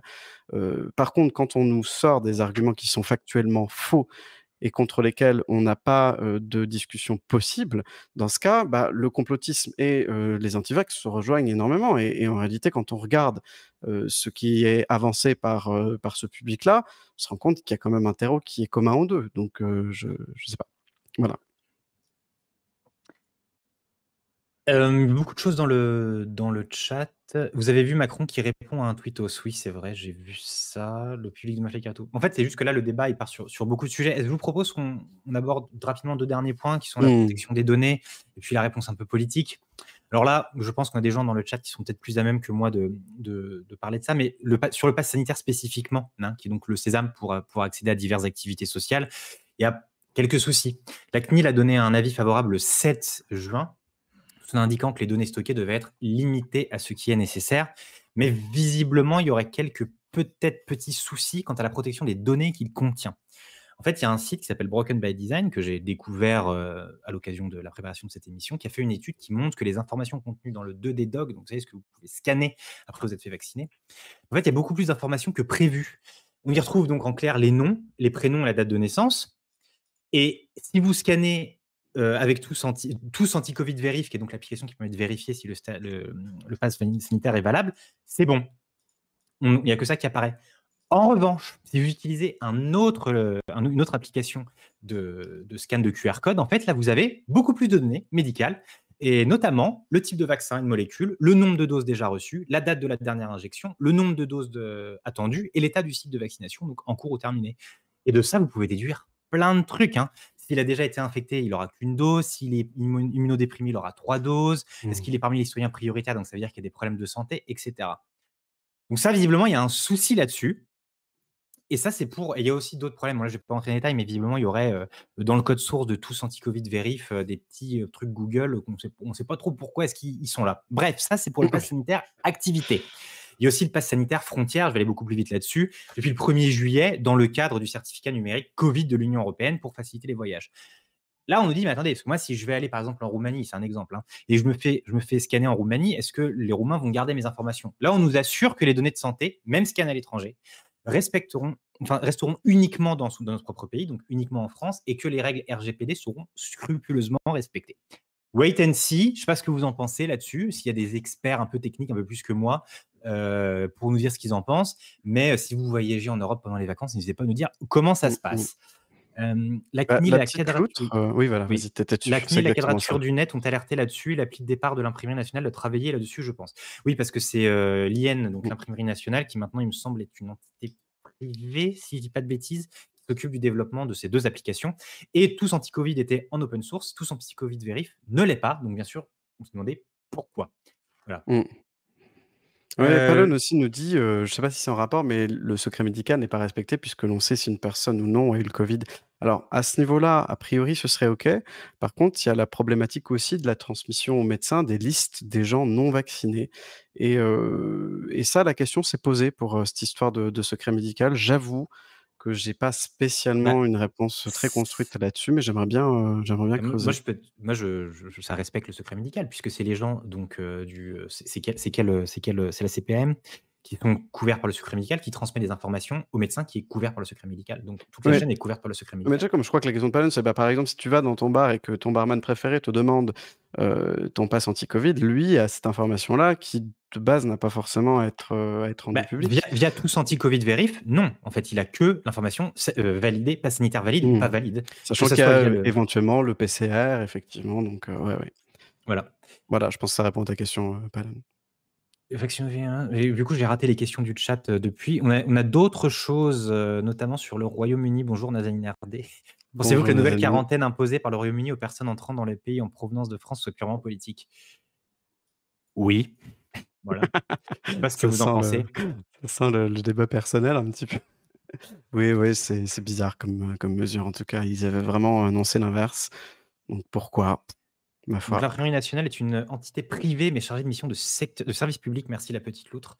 Le problème des applis de contrôle a été mis en lumière. Ils doivent trouver une manière de sécuriser cela pour la deadline du pass sanitaire étendu. Très bien.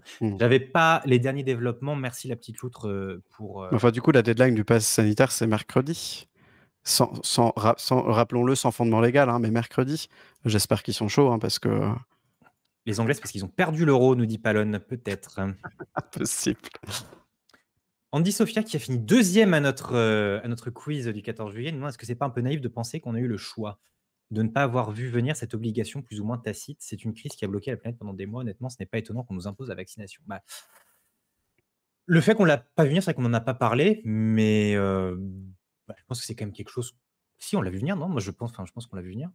Je suis d'accord, mais si on l'a vu venir, pourquoi alors le gouvernement nous annonçait l'inverse? C'est-à-dire que si c'était prévisible, pourquoi communiquer de cette manière-là? C'est ça que moi je comprends pas. C'est tout. Parce qu'on a quand même à la fois le ministre de la Santé et le président qui nous assurait qu'on n'aurait pas d'obligation vaccinale, quoi. Et c'est 3 Stark, mais désolé, secret médical ou pas, j'ai pas énormément confiance dans le gouvernement hongrois pour garantir la sécurité de mes données. Normalement, si tu vas en Hongrie et qu'ils scannent ton pass sanitaire, ils n'ont aucune info autre que valide ou non valide. Les infos, elles restent en France. Ça, c'est Reinders, le commissaire européen, qui l'a assuré. Voilà. Donc là, je peux rien dire de plus que normalement, ça fonctionne comme ça, mais bon, c'est pas toujours normalement. C'est clair. Donc voilà. Qui veut aller en Hongrie en même temps, nous demande Captain Europe. À part Luco DH, là, je sens qu'il y a des discussions personnelles qui sont en lieu dans le chat. Et voilà, ok, très bien. Vous pensez quoi du pingouin au Royaume-Uni? Là, on va pas parler parce qu'on a déjà dépassé notre temps de. Ah oui, largement même. J'aimerais juste qu'on fasse peut-être un dernier point sur la question purement politique, où il y a eu un sentiment quand même, qu'on soit d'accord ou pas. Hein, j'ai un sentiment. J'ai lu.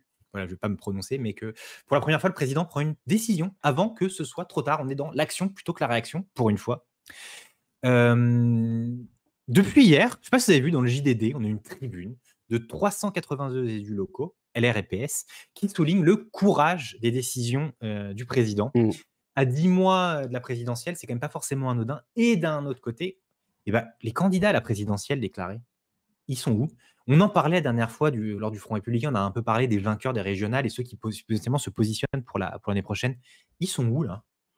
Oui, et elle est où Anne Hidalgo? Il est où Xavier Bertrand, Valérie Pécresse? Ils sont où sur cette question? Et pourquoi ils disent rien en fait? Est-ce que c'est parce que du coup, comme je disais tout à l'heure, si jamais ils sont d'accord avec Macron, c'est-à-dire qu'ils roulent pour lui et qu'on est vraiment déjà dans un débat complètement clivé sur l'élection? Bon, je pense, oui, honnêtement. Après, c'est compliqué, hein, ils sont où? Pour moi, ils ont tellement donné dans les régionales, ils se reposent un petit peu, on va dire. Mais, c'est compliqué de se positionner quand tu es Xavier Bertrand aujourd'hui par rapport à Emmanuel Macron parce que fondamentalement, tu as envie d'être d'accord avec tout ça, mais tu peux pas, alors que tu te penses et tu te veux comme, une opposition, tu peux pas publiquement, te mettre à dos une partie de ton électorat, quoi. Je sais pas, c'est vraiment, et clairement, hein, en tout cas, que ce soit Bertrand ou Pécresse, les têtes, les Républicains qui se voient déjà à la présidence de la République sont dans ce mode campagne. Après, peut-être qu'on aura d'autres positions dans le chat, hein, mais c'est vrai que c'est un angle d'attaque intéressant pour étudier ce fait Ouais, ouais. politique-là. Ouais, je sais pas ce qu'en pense le chat. Le chat est encore sur la protection des données. C'est à partir du moment où tu utilises Google, tu t'inquiètes seulement sur les données de l'appli Covid. Oui, c'est vrai. Grave. Google compte déjà tout le reste de tes données, mais c'est peut-être pas non plus la peine de leur en donner encore plus. Oui, oui, non, mais il y a toujours un peu, c'est comme la dangerosité du vaccin quand tu, fumes des clopes, bois de l'alcool, et bouffes des plats industriels. Bon, c'est peut-être pas le plus dangereux que tu aies ingéré, quoi. Mais Pour bon. la protection des données, mais il y a une collection de posts avec QR code post-vaccin sur les réseaux sociaux. Le danger se situe entre la chaise et le clavier, comme on dit. C'est vrai que bah, du coup, on peut peut-être faire un peu de prévention. Comme si vous utilisez une autre application et que vous flashez le QR code, vous pouvez avoir accès à plein de données. Quand vous faites vacciner, ne mettez pas la photo sur les réseaux sociaux. Voilà. Peut-être qu'il y a quelque C'est chose à vrai. retenir de ça. Ça, c'est au moins oui. Voilà, bah, écoutez, est-ce qu'il y a d'autres sujets que vous souhaitiez évoquer dans le chat? Est-ce qu'il y a d'autres points pour vous, on n'a pas abordés, ou même Bah, de IDB toute façon, ou Adrien? Parce qu'on sur un arrive, sujet aussi vaste, c'est certain qu'on n'a pas tout abordé, mais en tout cas, c'était intéressant de discuter avec vous et puis, on aurait aimé parler, mais peut-être que vous pouvez peut-être évoquer dans le chat, on va le faire rapidement, mais du prix des vaccins et des marges que se font les labos, parce que c'est vrai qu'on a dit beaucoup de bien des ouais, vaccins, ouais, c'est ça, j'aurais super. bien aimé qu'on en parle aussi. Mais on n'a malheureusement pas le temps. Peut-être qu'on aura l'occasion de faire une autre émission sur ce sujet. Mmh, Promis, on parlera de ça. Sinon, on peut continuer le débat ailleurs, hein, sur Facebook, sur tout Twitter. à fait. Si ça vous intéresse, Mais, envoyez-nous un MP et puis on en parlera. allez vous y intéresser, hein, parce que c'est C'est c'est assez incroyable. étrange, hein, ouais, ouais. Il y a J'avoue que c'est des chiffres qui nous ont un peu estomaqués, Alexis et moi, quand on a fait la recherche. Enfin bon, peu importe. C'est quand la prochaine émission? Nous demande, Whisky the Kitty. Alors, est-ce qu'on on conclut donc et on arrive dans notre outro? N'hésitez pas s'il y avait d'autres choses sur lesquelles vous souhaitez rebondir dans le chat, on y reviendra. Mais oui, alors, déjà abonnez-vous sur les comptes réseaux sociaux parce qu'on va communiquer en août sur notre planning de rentrée. Ce qu'on peut vous dire déjà, c'est que, notez-le bien, le 6 septembre à 21h, nous allons faire un quiz. Parce que nous, on vous parle de vaccination, on vous parle de Front républicain, mais ce que vous aimez, c'est les quiz. Donc, on va faire une émission, donc un quiz le 6 à 21h et notre première émission le 13 à 21h. Les thèmes, on vous en parlera très rapidement. Mais voilà, bloquez déjà votre 6 et votre 13. Et on prépare d'autres surprises aussi. On a plein d'idées là, hein, IDB, on a plein de trucs en cours là. Ouais, c'est ça. C'est que, bon, là, on parle de la prochaine émission. Effectivement, je pense que d'ici la fin de l'été, on va difficilement pouvoir vous proposer d'autres sujets sérieux, on va dire, entre guillemets. En revanche, on n'est pas à l'abri de 2-3 streams sauvages, peut-être un peu plus détendus. Et surtout, effectivement, on a eu plein d'idées de petits streams un peu plus, là, volontairement détente, même s'ils seront préparés. Avec peut-être des approches un peu plus, comment dire, je vais pas dire humoristiques, mais on sera plus là pour s'amuser, c'est sûr. Bah oui, parce que là, vraiment, merci à tous, hein. Nous, ce mois de juillet, donc ces 2 émissions plus le quiz, bah, on avait besoin de vous parce qu'on ne savait pas si c'est un concept qui pouvait marcher. On a la preuve entre notre plateau sur le Front républicain et puis aujourd'hui, les débats sur le chat, que ça vous intéresse, que vous avez envie de partager avec nous vos opinions et de débattre sur ces différents sujets qui font l'actualité politique, qui vont faire l'actualité jusqu'à à l'élection présidentielle et même peut-être législative. Donc, pour nous, c'est un gros signal positif. On va continuer à travailler. N'hésitez pas vous continuez à parler des Big Pharma, etc. Mais continuez. Mais n'hésitez pas, si vous écoutez ce que je dis, à nous faire un retour, ce que vous avez aimé, ce que vous avez moins aimé. On prend aussi toutes les idées pour les futurs thèmes. Je vois que Just Gold nous dit qu'il aimerait avoir notre avis sur la com de Macron sur les réseaux sociaux. Ça pourrait faire partie d'une émission un peu plus globale. Je pense que ça le sera d'ailleurs voilà. nécessairement. Ça manque de camembert, tout ça. On veut aussi vous faire participer plus. Là, pour l'instant, on a fait ce qu'on a pu avec les moyens du bord. On veut mettre en place plus d'outils pour que vous puissiez participer. On y réfléchit activement. Voilà. Ouais, si vous voulez continuer le débat d'ailleurs après la fin du stream, n'hésitez pas à discuter sur Twitter, sur Twitter, sur Facebook également. Avec le hashtag 66MDP. Voilà. Et oui. En tout cas, merci à tous. Ça fait plaisir de vous voir débattre comme ça dans notre chat. Comme on vous dit, on réfléchit à de nouveaux outils qui vous permettront d'encore plus participer. Pour ça, voilà, il faudra qu'on ait aussi plus d'invités. On essaiera de communiquer un peu différemment. Enfin, vous verrez bien à la rentrée, mais on vous prépare, j'espère, de belles choses. Oui, merci. Encore merci à tous, parce que vraiment, sans vous, il n'y a pas d'émission. Là, on a parlé, mais vraiment, vous n'êtes pas là pour nous entendre parler. On veut vraiment que vous donnez la parole. Je pense que vous l'aurez compris. Donc, merci beaucoup à tous. Et peut-être la flûte à bec pour les dans 7 followers. Non, elle est dans 3 followers. Comment ça, 3 followers? Non. Ah oui, dans 3 followers. 3 follow. 3 follow et Maître Benz nous fait... Là, tu nous fais quoi, la flûte à bec? Je peux vous faire la Marseillaise ou la vallée de Dana. C'est les 2 trucs que je connais. On laisse 30 secondes. Allez, on laisse 30 secondes.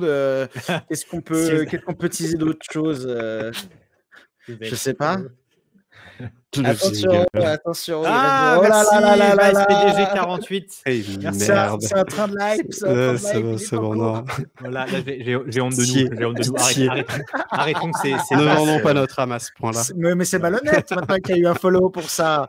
T'imagines si le gouvernement il dit ah bah non, en fait, le pass sanitaire, vous fallait être rapide d'aller en boîte. Merde. Le gouvernement il dit le pass sanitaire c'est demain, il n'y a pas de loi, donc j'ai envie de te dire. Allez, bon. Écoutez, bon, allez, bonne soirée à tous. Merci. Bonne soirée, merci à tous en tout cas. Bonne soirée, bye bye.